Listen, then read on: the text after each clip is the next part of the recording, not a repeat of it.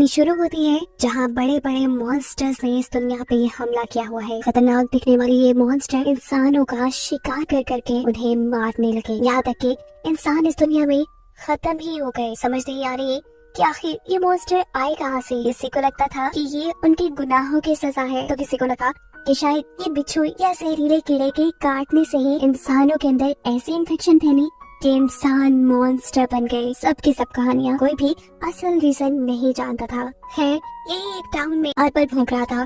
उसकी आवाज़ें सुनकर मॉन्स्टर का भी बिहेवियर एकदम से चेंज हुआ।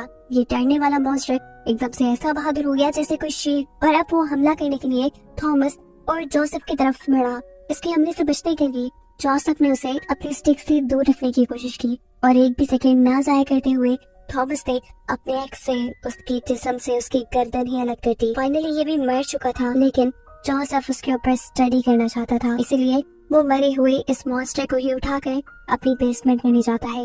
उसने मॉन्स्टर को स्टडी करने के लिए बहुत ज्यादा कट्स लगाए, लेकिन उसे अभी भी नहीं समझ आ रही थी कि आखिर मॉन्स्टर है कैसा।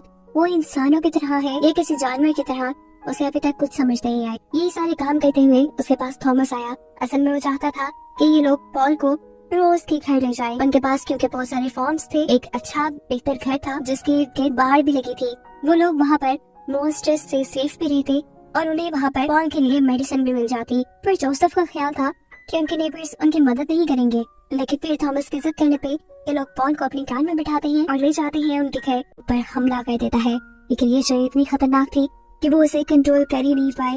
उनके हाथ में मौजूद कैंडल भी वहाँ गिर गई, जिससे पर्दे जल गए। इस रोशनी को देखते हुए मॉन्स्टर ने इस आदमी को छोड़ दिया और रोज की मॉम को पकड़ लिया। अपनी वाइफ को बचाने के लिए रोज के डैड इस मॉन्स्टर को पकड़कर पीछे की तरफ खींचते हैं और रोज की मॉम जल्दी से उठकर बाहर की तरफ भागती हैं रोज को ढूंढने के लिए। लेकिन इससे पहले कि ज्यादा दूर वो जा पाती, मॉन्स्टर उसे पकड़कर उसकी बॉडी में बुरी तरह स्टैब करते हुए उसे मार देता है। रोज को अपने रूम में ये आवाजें सुन रही थी।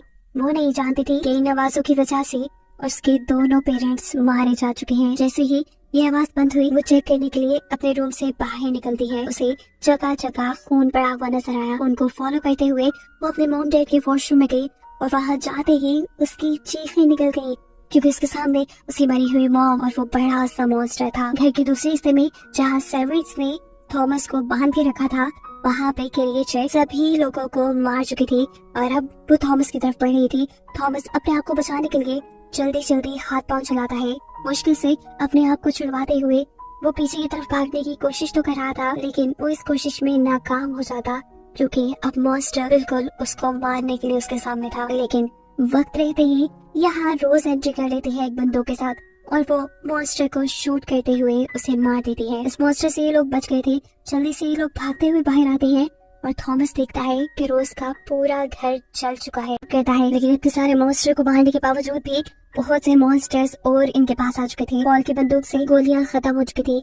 किसी को पॉल अपनी बंदूक के बैग से मारता है तो कहीं पीछे से रोज और जोसेफ इन मॉन्स्टर्स को मारते हैं, लेकिन मॉन्स्टर्स की तादाद बढ़ती ही जा रही थी। अपने आप को बचाने के लिए इस टाइम पॉल ही इनके प्लान पे वर्क करने को कहता है। ये तीनों जाकर उस फ्रीजर में बैठ जाते हैं जिसे ये लोग घर के अंदर लेकर आए थे, जिसके बाद पॉल इस पूरे घर में आग लगा देता है। पूरे घर में लकड़ी का फर्नीचर और जगह जगह पेट्रोल होने की वजह से ये घर किसी बॉम्ब की तरह ब्लास्ट हुआ था, जिस ब्लास्ट में काफी सारे मॉन्स्टर्स मर गए थे। फ्रीजर काफी देर तक हिलता रहा और जब फ्रीजर रुका तो इन्हें लगा कि वहाँ थोड़ा सुकून होगा। ये लोग जल्दी से फ्रीजर से बाहर निकले और इन्होंने पॉल को ढूंढने की कोशिश की, जो वहाँ उन्हें नजर नहीं आया। यहाँ जोसेफ जैसे ही एक वुड का पीस उठाता है तो नीचे से एक मॉन्स्टर जो इस टाइम जल भी रहा था उसके ऊपर हमला करने की कोशिश करता है। अपने आप को बचाने के लिए ये लोग फौरन घर से बाहर आते हैं और कार में बैठकर कार के जरिए यहाँ से भागना शुरू कर देते हैं। लेकिन जले हुए मॉन्स्टर अपने आप को एक टायर की शक्ल में बनाते हुए